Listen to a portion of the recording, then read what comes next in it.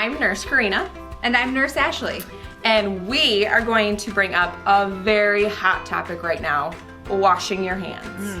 Washing your hands is the #1 way to combat any type of virus that you come into contact with.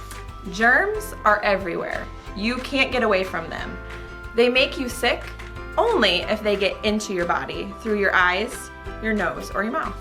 But if you wash your hands and wash your hands well, the risk of them entering your body is way lower. That's why we are going to show you the proper way to wash your hands so you don't get sick. It doesn't matter if you wash your hands if you don't wash them well.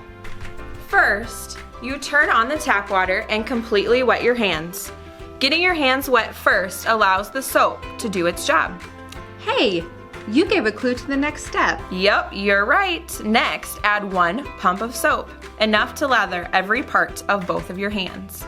I like to say, the more suds I see, the better it will be. There are many places on your hands where germs like to hide or attach to, so make sure that you scrub each part really well. Start with the palms of your hands. Then scrub the backs of your hands. Now remember, you have 2 hands. In between your fingers, your thumbs and wrist,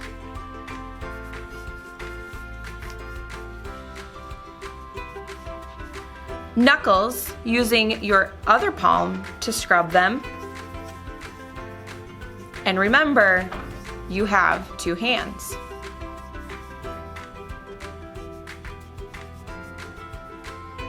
And fingernails. You can use the palm of your hand for this too, like I am, or you can use your other fingers to slide under each nail to clean them out. Wait, Nurse Karina. I see a lot of friends who like to wash their hands under running water while they scrub the soap. Is that right? No, it's not. We should be scrubbing our hands outside the water to get the germs off. So how long should we scrub to get all of those germs off? CDC and Public Health are saying to scrub for at least 20 seconds with soap before rinsing off. So I just counted 20, like 1, 2, 3, 4, 5, 6, 7, 8. Well, you could, or it's equivalent to singing the ABCs 1 time through, or happy birthday twice through. Happy birthday. Oh, just in your head, please. Okay. Then what happens after scrubbing and singing? Then you may rinse off the soap. It's best to start at your wrists and finish at the tips of your fingers. That way the germs are washed down and off your hands. Wait, don't touch that handle. Use a paper towel to turn off the sink so that the germs from the handle don't get on your hands. Then you can use the towel to open up the bathroom door and you can throw it away in the trash. Oh man, I feel like an expert now at hand washing. Oh, but what happens when there's no soap and water? Ooh, if there's no soap and water available, you can use hand sanitizer. But it must be more than 60% alcohol to be effective, especially on influenza and coronavirus. You use the same steps as washing your hands. Oh. First, palms of your hands. Second, the backs of your hands. And remember, you have 2 hands. Third, in between your fingers. Fourth, thumbs and wrists. Fifth, knuckles, using your palms to scrub. And 6th, fingernails. You can use your palm for this too, or use your other fingernails to slide under each nail. And remember, scrub for 20 seconds. The only difference is you don't have to dry it with a paper towel. You can let it air dry. So Nurse Ashley, when should we be washing our hands?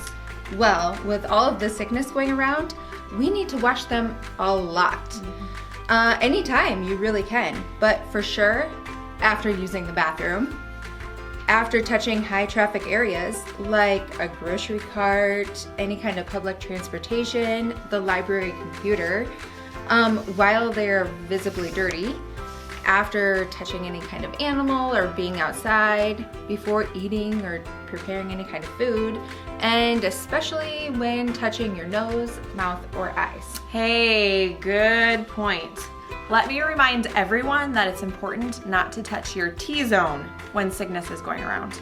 Remember, germs can only make you sick when they get inside your body.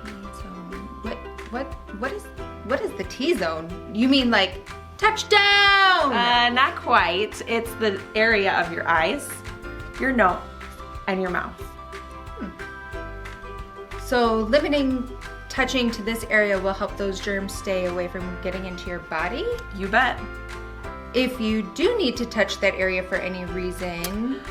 Oh, yeah, I feel a bad itch coming out of my nose. Wait, then you should make sure to wash your hands before or use hand sanitizer. Oh, yeah, okay.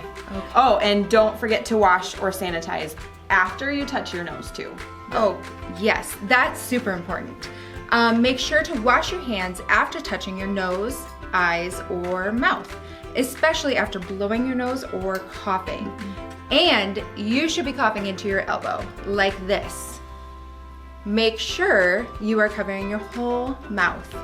Make sure that way you don't get any germs into your hands that touch everything, because germs spread, mostly through touching surfaces that were touched by sick, germs-filled hands. Yeah, so yeah.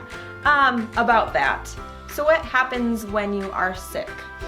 Dun dun dun. Easy. Stay home.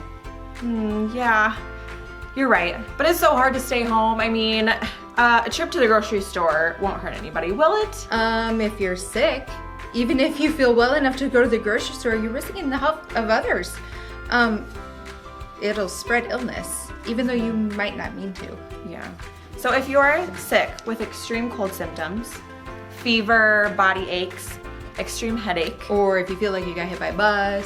that too, then talk to your provider, or any provider for that matter, and let them know that you're experiencing these symptoms. You should be fever-free, diarrhea-free, and vomit-free for 24 hours. Without the use of Tylenol or ibuprofen. Those only reduce your fever and symptoms. They do not reduce how contagious you are. Right. So you should be fever-free, diarrhea-free, and vomit-free for 24 hours without the use of medication before returning to school or work. Or the public in general. Basically, follow your provider's recommendations. Stopping the spread of viruses is literally in your hands. So wash them, and wash them well.